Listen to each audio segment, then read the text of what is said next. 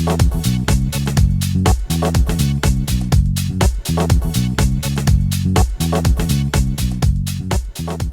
I want to do today is to talk about crowdfunding.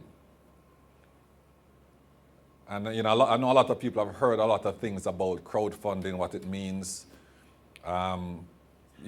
People may have some vague idea of what crowdfunding is, but I want to get into a little more detail on that.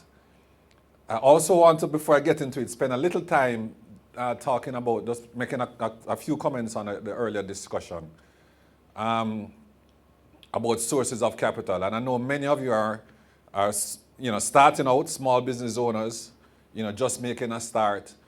And there's one approach to financing your business that I think is overlooked tremendously among Jamaicans.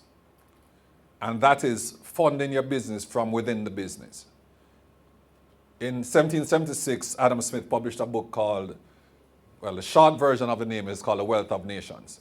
In it, he described the primary way of building capital as what he called parsimony, which means to say you made $10, you spent $8, and you saved $2, and that $2 went towards your capital.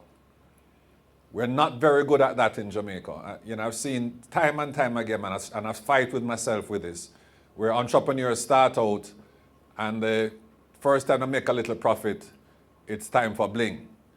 One of my mentors, and I'll give you two examples.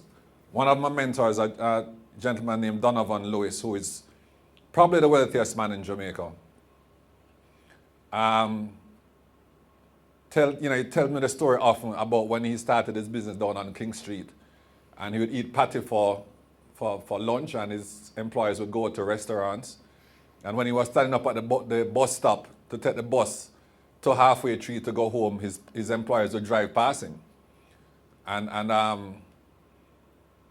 according to him, many of them are still on the bone of their you-know-what, and know he's quite wealthy.